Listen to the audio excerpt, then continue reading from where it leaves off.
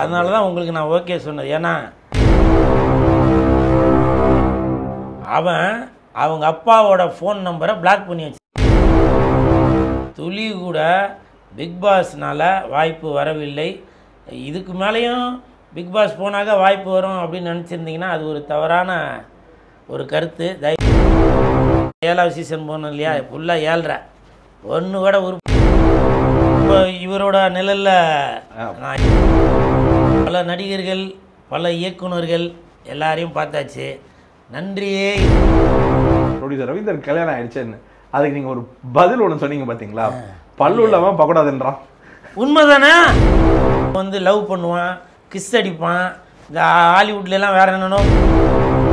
இப்போவும் சொல்கிறான் பிரதீப், நீ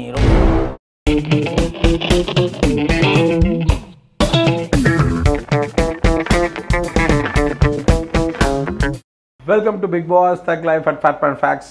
இன்னைக்கு நம்ம சேனலுக்கு யார் ஸ்பெஷல் கெஸ்ட் அப்படின்னா, கான்ட்ரவர்சியான கண்டென்ட்டை கொடுத்து அந்த ஷோவை பத்திரமா பார்த்துக்கோங்கன்னு சொன்னால் அதோட டிஆர்பிக்கும் அவர் தான் கிங்கு. அதே ஒரு கான்ட்ரவர்சியான கண்டென்ட்டை ஆடியோ லான்ச்சில் கொடுத்து அந்த படத்தை பக்காவாக ப்ரமோட் பண்ணுங்கன்னா அதுலேயும் அவர் தான் கிங்கு. இவர் பண்ணுற சேஷ்டையெல்லாம் ஹாட்டு, ஆனால் hello cool Suresh. Welcome to the show cool Suresh sir, எப்படி இருக்கீங்க? நல்லா இருக்கேன் சார். நான் இந்த ஷோவில் ஆங்கரும் இல்லை, நான் ஒரு ப்ரொடியூசர் ஆக்டர் அந்த இதுவும் இல்லை. எனக்கு சீனியர் நீங்கள், ஜூனியர்னா நம்ம அப்படியே பேசிப்போம். இந்த ஆங்கர் சீன்லாம் வேணாம் எனக்கு. அதே மாதிரி உங்களுடைய பிக் பாஸ் பயணத்தையும் என்னுடைய பிக் பாஸ் பயணத்தையும் நீங்களே என்ன கேள்வி கேட்கலாம், நானும் உங்களை கேள்வி கேட்கலாம். இது regular anchor cum guest show மாதிரி இருக்காது, நம்ம ரெண்டு பேருடைய ஃபன் மேக்கிங் ஷோவாக தான் இருக்கும்னு நான் விரும்புகிறேன். இல்லை, இப்போ உண்மையிலே இந்த பிக் பாஸை பற்றி நிறையா சேனல்ஸ் வந்து என்கிட்ட இன்டர்வியூ கேட்டாங்க. நான் எதையுமே ஒத்துக்கலை. அது என்ன காரணம்னாக்க, சில இது வந்து எடிட் பண்ணிட்டு உண்மையை போடாமல் போயிடுவாங்க. நீங்கள் உண்மையை போடுவீங்கன்ற ஒரு மனசுக்குள்ளே ஒரு நம்பிக்கை இருக்குது.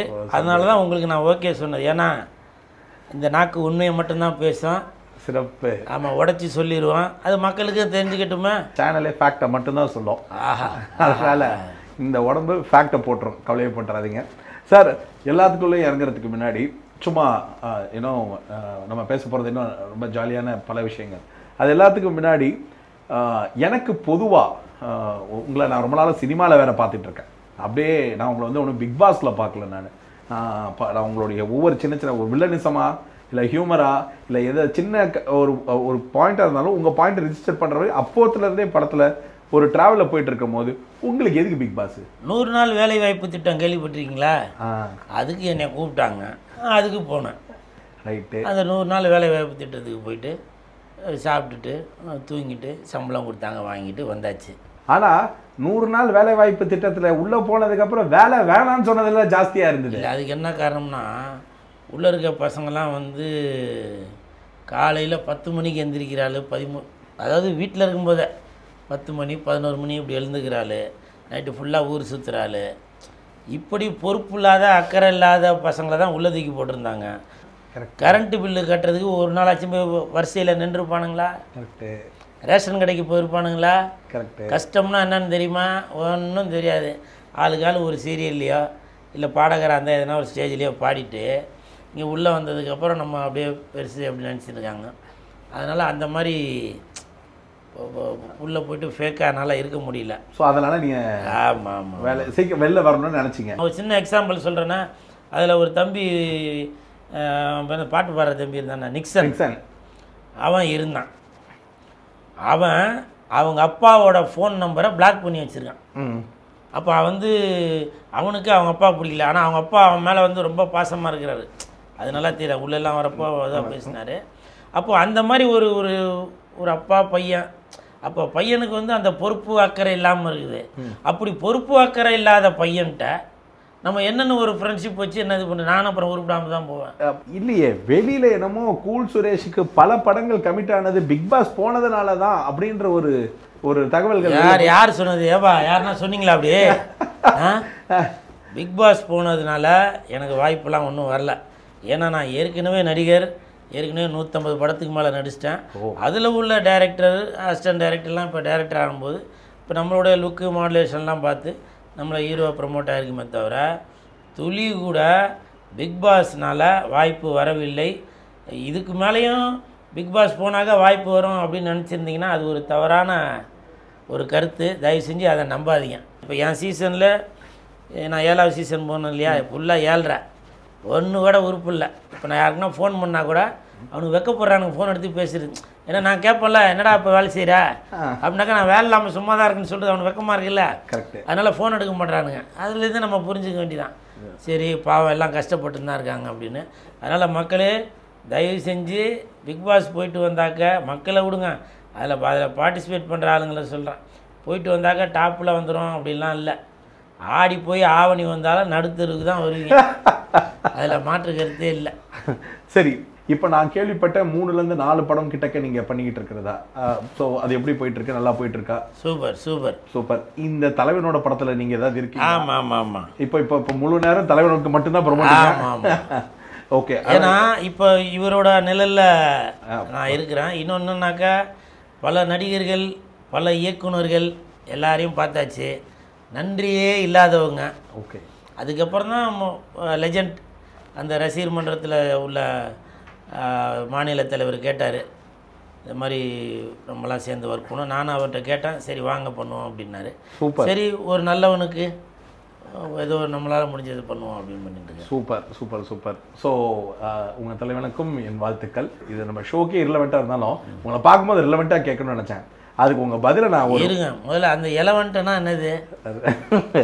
ரிலவெண்ட்னா அது சம்மந்தமா இப்போ நம்ம அதுக்கு பேர் எலவெண்ட்டா? Relevant relevant relevant. என்னப்பா நல்ல விஷயத்துக்கு போய் எலவெண்ட்னு பேர் வச்சிருக்காங்க. அதாவது அந்த ஷோவில் வந்து ஒருத்தங்க உங்ககிட்ட மைக் கேட்டாங்க, ப்ரொடியூசர் ரவீந்தர் கல்யாணம் ஆயிடுச்சேன்னு. அதுக்கு நீங்கள் ஒரு பதில் ஒன்று சொன்னீங்க பார்த்தீங்களா, பல்லு உள்ளவன் பக்கோடாதுன்றான். உண்மைதானே? நானும் இப்போ கூட சொல்கிறேன்பா, பல்லு இருக்கவங்க மட்டும் இல்லை, யாராக இருந்தாலும் சரி, பல்லு இருக்கவங்க பக்கடா மட்டும் இல்லை, கரும்பு சாப்பிட்லாம் இல்லையா, இரும்பு கூட சாப்பிட்லாம். கரெக்ட். அது உங்களுடைய இது கட்சி தான். அது கரெக்ட். அடுத்தவங்க சொன்னா அது வயிற்றுச்சலாக இருக்கான். இல்லை, எனக்கு உங்களுக்கு நீங்கள் சொன்னது பிடிச்சிருந்தது. காரணம் என்னன்னா அதே தான் ஏமான நிலைமையும். நான் எனக்கு இப்போ ஒரு பொண்ணு பிடிச்சிருக்கு, கல்யாணம் பண்ணுறேன். அதை உங்களுடைய வார்த்தை வந்து நிஜமாவே எனக்கு ரொம்ப பிடிச்சிருந்து.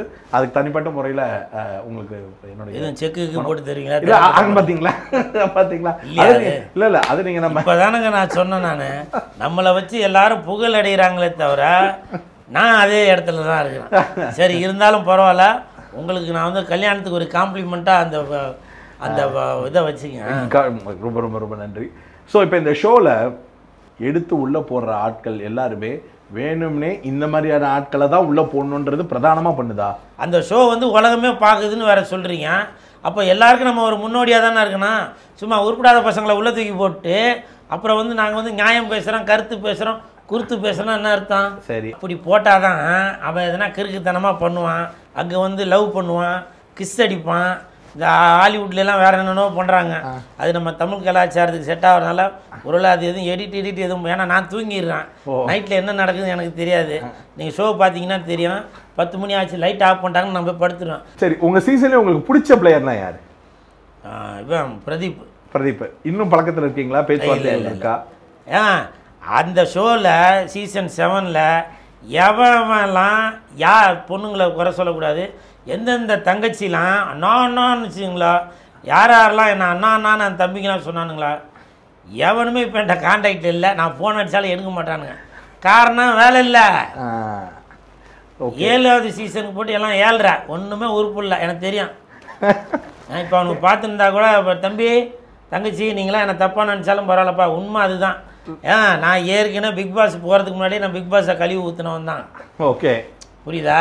அது என்னை பொறுத்த வரைக்கும் தமிழ்நாட்டுக்கு அது ஒரு சீர்கேடு. ஓகே, புரியுதுங்களா? எல்லாரும் வந்து ஏதோ பெருசாக சொல்கிறாங்களே, மது வந்து நாட்டுக்கும் வீட்டுக்கும் போது மதுவை ஒழிக்கணும், கஞ்சாவை ஒழிக்கணும், அது இதை முதல்ல பிக் பாஸை ஒழிங்கப்பா. சரி, அப்போ 100 நாள் வேலை வாய்ப்பு திட்டம் இருந்ததுனால நீங்கள் அன்றைக்கி அப்படி ஒரு முடிவு எடுத்துட்டீங்க? உண்மைதான். இல்லையே தலைவரே, நான் கேள்விப்பட்டது அப்படி இல்லையே. எப்படி? அதுக்கு முன்னாடி ஏதோ ஒரு ஆடியோ லான்ச்ல சேட்டை ஏதோ நீங்க பண்ணிட்டதாவோ அந்த பேரை மாத்துறதுக்காக அந்த ஷோக்குள்ள போன மாதிரி. அது நிறைய பேர் அப்படி நினைக்கிறாங்க. ஆக்சுவலாக அந்த மாலை போடுற மேட்ரு இருக்குல்ல, அதுக்கு முன்னாடியே என்னை கூப்பிட்டு பேசிட்டாங்க சேனல்ல, இந்த மாதிரி விஷயங்க.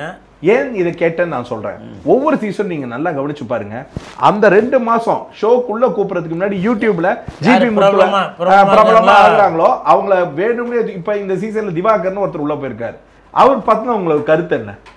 திவாகர் இப்போ 2 மாசமா தான் பிரபலமா இருக்கானா? ஒரு வருஷமா பிரபலமா இருக்கான் அவன். ஆக்சுவலா திவாகரை 1 வருஷமா பிரபலமா இருந்தது ஒரு ஒவ்வொரு யூடியூப் சேனலா கூப்பிட்டு அவர் பண்ற ஒரு விஷயத்த வந்து எக்ஸாஜரேட் பண்ணியோ இல்ல அவரு தன்னை நம்பக்கூடிய ஒரு விஷயத்த அவர் மேம்படுத்தி காமிக்கிறதோ. ஆனா ஒரு சேனலுக்கு இது எப்படி மைலேஜ் ஆகும்? அவர் உள்ள தூக்கி போடுறதுனால அவருடைய இப்ப கூல் சுரேஷை கூப்பிட்டதை நான் மறுபடியும் சொல்றேன், யூடியூப்ல அந்த சர்ச்சைனாலதான் கூப்பிடணும்னு அவசியம் இல்லை. அவர் நடிகர், அதனாலேயே கூப்பிடலான்னு வச்சுக்கோங்க. அதுக்கான அந்த தகுதி அவர் இப்ப 150 படம்ன்றது எனக்கும் இப்பதான் புதுசா தெரியுதுன்னு வச்சுக்கோங்களேன். ஆனா நீங்க ரொம்ப வருஷமா இருக்கீங்க, நடிச்சிட்டு இருக்கீங்கன்றது தெரியும். எந்த அடிப்படையில இப்ப திவாகருக்கு இந்த வாய்ப்பு கிடைச்சிருக்கு? நான் என்னால இப்படித்தானே புரிஞ்சுக்க முடியும். கடைசி ஒரு 2-3 வாரம் சர்ச்சைக்குரிய ஒரு விஷயங்களா அவர் யூடியூபா சண்டை போட்டுக்கிட்டே இருந்தாரு. இது ஒரு மைலேஜ் தருது போல் இருக்கு அப்படின்னு அந்த சேனல் எடுத்து போற மாதிரி தானே எனக்கும் தோணும்.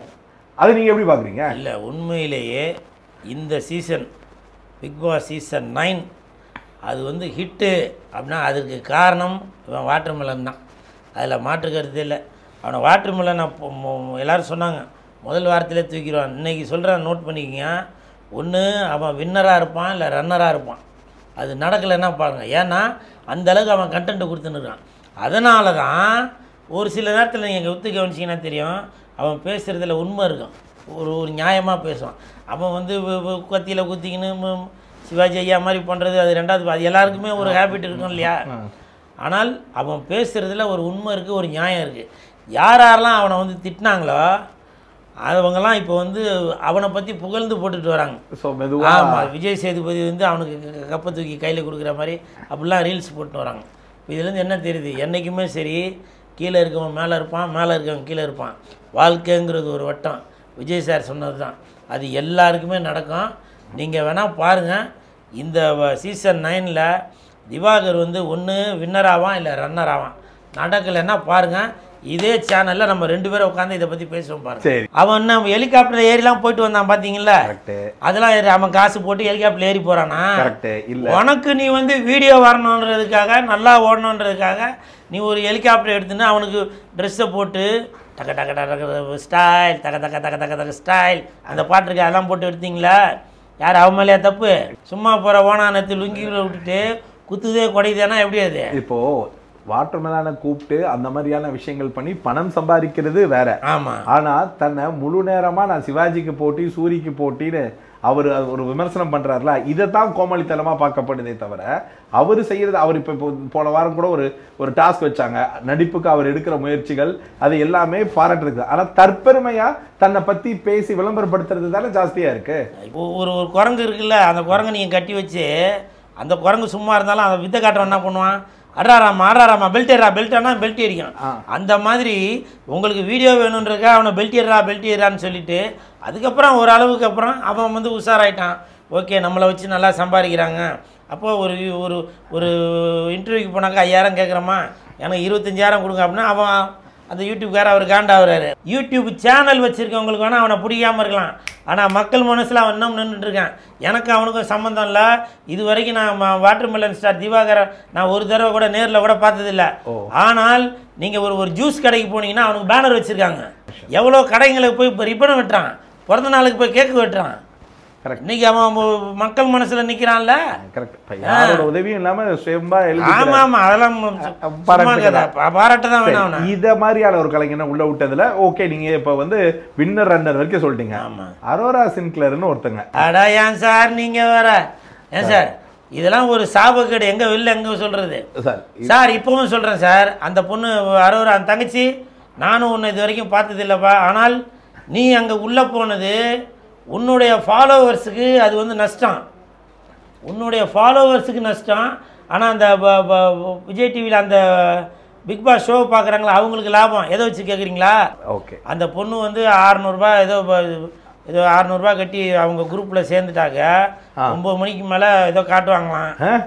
சொன்னதான்ப்பா, நான் பார்க்கல. ஆனால் எனக்கு அனுப்புங்கன்னா அதை அனுப்ப மாட்டானுங்க, படுபாவிங்க. அவனுங்களே பார்த்துக்கணும், நாங்கள் பார்க்கக்கூடாது. அப்படி பண்ணுறானுங்களாம். அதனால் அந்த 600 ரூபா கட்டினவனுங்களுக்கு பிங்கிலிக்கு பீலாப்பி. சார், இந்த மாதிரியான பீப்புளை இந்த ஷோக்குள்ளே போடுறது இந்த ஷோவுடைய மெரிட்டு தானே கெடுத்துக்கிற மாதிரியும், அது எல்லாத்துக்கும் மேலே இது ஒரு தப்பான உதாரணமாகாதா? உதாரணம் தான், தப்பான உதாரணம் தான் இது. இருந்தாலும் மக்கள் இந்த மாதிரி அனுப்புனாதான் நீங்கள் பார்க்குறீங்க. ம் ஒரு இராணுவ வீரர் அனுப்பிச்சா பார்ப்பீங்களா? அது சரி. சமூக சேவை பண்ணுறவங்கள பார்த்து அனுப்புனா பார்ப்பீங்களா? கரெக்டு. சொல்லுங்கள். இந்த மாதிரி போட்டு அனுப்புறது நீங்கள் வேணால் பாருங்கள். அடுத்த சீசன் வராது. ஏன்னா ஒன்று கூல் சுரேஷ் முதலமைச்சர் ஆயிடுவேன், இல்லைன்னா நான் நினைக்கிறவர் முதலமைச்சர் ஆகலாம். ரைட்டு. அப்படி அவங்க ஆனாக்க முதல் மனுவில் முதல் கையெழுத்தே அதான் வரும், பிக் பாஸ் 10 தடை பண்ணணும் அப்படின்றது. ரெட் கார்டு மேட்டர் நடந்துச்சு பார்த்தீங்களா? அன்னைக்கு நிஜமா நாங்கள் வந்து வெளியில் வந்து நீங்கள் பார்த்த ஒரு சம்பவம் இருக்கும், ஓ மக்களுக்கு இதுதான் தெரிஞ்சிருக்கோம் அப்படின்னு. நாங்கள் பார்க்காத சம்பவம் அந்த ரெட் கார்டில் ஏதாவது உங்களால் சொல்ல முடியுமா? அவன் வந்து ஒரு முதல் வாரம் அழுதுட்டான், 2வது வாரம் வந்து அவன் ரொம்ப ஸ்ட்ராங்கான கண்டஸ்டன்ட் ஆகிட்டான். அதெல்லாம் வந்து இவங்களுக்கு இவன் எப்படியும் ஜெயிச்சிருவான் அப்படின்ற ஒரு மைண்டில் ஏற்றிட்டாங்க. அதனால் எப்படா கிடைக்கும் டக்குன்னு கொக்கி போட்டு தூக்கிடலாம் அப்படின்னு நினச்சிருப்பாங்க நான் நினைக்கிறேன். ஏன்னா உள்ளே நடந்தது வேற, வெளியில் என்ன நடந்துச்சுன்னு தெரியாது இல்லையா? உள்ளே நடந்தது மட்டும் சொல்லுங்கள். உள்ளே நடந்தது தான், எனக்கும் பிரதீப்புக்கும் சண்டை. அந்த இதுதான் அந்த பெல் அடிச்சது. ஆமாம் ஆமாம், தலையில் மணி வச்சிருந்ததுக்கு நான் அவன் இல்லை அப்படின்னா அதுதான் நடந்தது. இல்லை, அந்த சண்டை ஒரு அற்புதமான சண்டை. ஆமாம், சண்டையில் வந்து நீங்கள் வந்து ஒரு உங்கள் 2 பேர்த்துக்குள்ள இதில் எங்கெங்க பெண்களுக்கு பாதுகாப்பு? இப்போ இந்த நேரத்தில் நான் ஒரு பகிரங்கமான மன்னிப்பு கேட்டுறேன் பிரதீப் கிட்ட. பிரதீப், நான் ஏற்கனவே பல வீடியோவில் சொல்லியிருந்தேன், இருந்தாலும் இந்த ஃபேட்மேன் இந்த வீடியோவில் சொல்கிறது கண்டிப்பாக உனக்கு தெரிய வரும்னு நினைக்கிறேன். என்னன்னாக்க அன்றைக்கி அந்த பெல் அடித்தது அதெல்லாம் நடந்தது இல்லையா, நீ வந்து என்ன செருப்பால் அடிக்கணும் அப்படின்னு நீ ஒன்றையே சொல்லியிருக்க. என் காதில் கேட்டது என்ன செருப்பால் அடிக்கணும் அப்படின்ற மாதிரி என் காதில் ஒரு தவறான மாற்றி கேட்டதுனால நான் அதுதான் உண்மையோ அப்படின்னு சொல்லி நினச்சிட்டேன். இப்போவும் சொல்கிறேன் பிரதீப், நீ ரொம்ப நல்லவன்.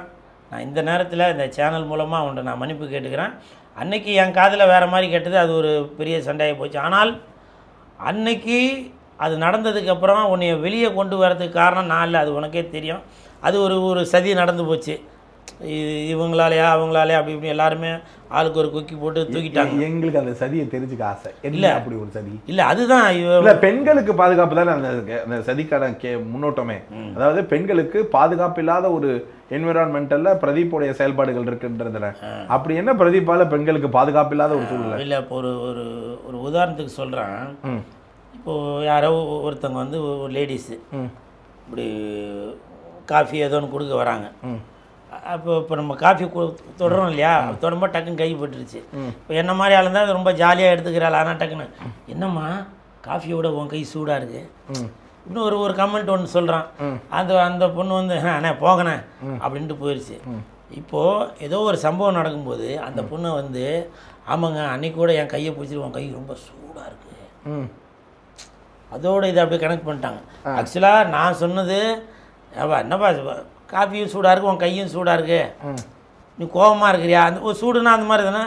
அந்த பொண்ணு வந்து அடுத்து என் மேலே எப்படா அப்படின்ற மாதிரி ஒரு இதில் நேரம் கிடைக்கும்போது அந்த பொண்ணு வந்து இப்படி சொல்லிகிட்டு இருக்கு. அந்த மாதிரி ஆளுக்கால ஒரு பாயிண்ட்டு போடவும் அவர் கமல் சாருக்கு ஒரு மாதிரி பிரச்சனை. இப்போது பிரதீப் இங்கே இருந்தால் நம்மளால் ஜெயிக்க முடியாதுன்ற அந்த உள்நோக்கம் மட்டுமே ஒரு பிரதான காரியமாக இருக்கும். இந்த பொண்ணால் தான் பிரதீப் வெளில போனார் அப்படின்னா நீங்கள் என்ன போட சொல்கிறீங்க? என்னை தவிர அங்கே உள்ள ஆண் பெண் அனைவரும் அதான் நினச்சாங்க. எதுக்கு நீங்கள் பெண்ணுன்னு தனியாக ஒதுக்குறீங்க? ஆணாக இருந்தாலும் சரி என்னை தவிர அது அவனுக்கு. ஏன்னா நான் வந்து அவனை பெரிய ஒரு பிளேயராலாம் நான் நினைக்கல, நம்ம ஃப்ரெண்டுப்பா அவனோட ஸ்டைலில் இருக்கான் பாப்பா. ஆனால் அந்த சுற்றி இருக்கிறவங்க எல்லாருமே அவன் ஒரு ஸ்ட்ராங் பிளேயர் அப்படின்னு நினச்சான். அதனால் எல்லாருமே அவனை வந்து தூக்கணும்னு நினச்சி பிளான் பண்ணது தான் அது. ஓகே, மாயாவை பற்றின உங்கள் கருத்து என்ன? உண்மையிலேயே கொஞ்ச நாளைக்கு அப்புறம் அவங்களோட சுயரூபம் தெரிஞ்ச ஆரம்பிச்சிருது, அவங்கவுங்க கேரக்டர் அதுதான். ஓகே, அந்த ஷோவில் மாயாவை நீங்கள் ஏதோ அப்யூசிவாக பேசிட்டீங்கன்னு கமெண்ட்டுகள் ரொம்ப பரபரன்னு. ஆமாப்பா, அந்த கதையாக அங்கே கேட்குறீங்க. ஐயோ, இப்போ நான் சொன்னேன்ல எது அந்த டீம் அதே மாதிரி ஒரு கேம் ஒன்று வச்சுருந்தாங்க. அதான் எதுனா இப்போ ஒரு படத்தோட பேர் கண்டுபிடிக்கிறதுக்காக அப்படின்னா அது இல்லைம்மா, அது இதுதான் நான் சொன்னது. இந்த பொண்ணு வந்து நான் ஏதோ கண்ணடிச்சிட்டேன் அப்படின்ற மாதிரி ஒரு இது கொண்டு வந்திருக்கு. ஆனால் எனக்கு புரிஞ்சிருச்சு இந்த பொண்ணு வந்து நம்மள்ட்ட சண்டை போடணுன்ற விருப்பத்தில் இருக்குது. ஆனால் எனக்கு தெரியல, அது இப்போ வெளியில் வந்ததுக்கப்புறம் தான் எல்லாம் இந்த விஷயம் தெரிய வந்துச்சு.